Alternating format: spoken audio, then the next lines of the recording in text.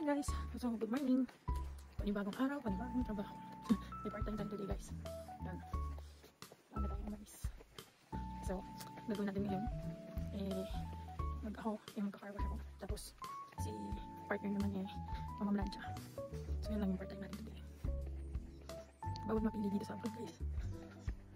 Kahit ano bang ganda ng trabaho natin sa Pilipinas. Meron tayo sa Pilipinas, sa abroad tayo. Kaya, kaya lang. For the family. Para sa pamilya. And para din sa kinabukasan natin. Peace lang. So, yan. Lakad-lakad tayo. Siyempre na tayo service eh. Lakad lang tayo guys. Hanggang sa makarating tayo sa ating pang part-time. Ayan guys. Sobrang lamig. Nag-ielo na yung ano mo. Diba?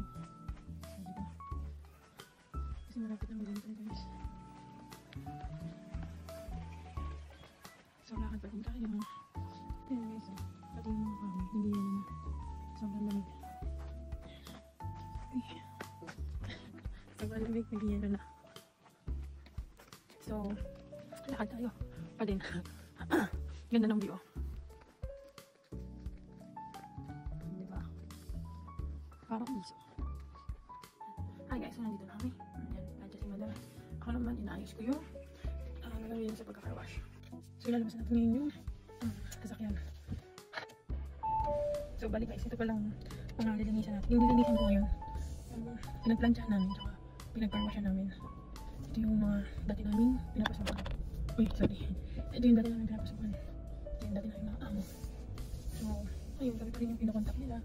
Kami pa rin yung ano nila, tagalinis, yung kukanik-kalik nila. Kasi mas prefer pa rin nila na kami naglinis. Mas prefer pa rin nila na kami naglinis.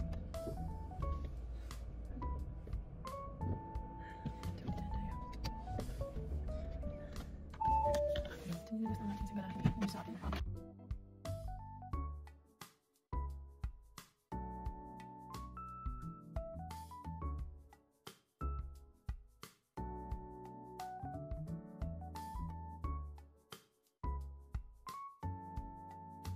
So guys, ayun, tapos na yung aming part-time cleaning. So nag-plancha and tawag ito, nag-car wash.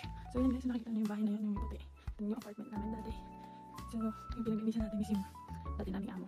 Ayun. So papunta na tayo sa panibagong part-time.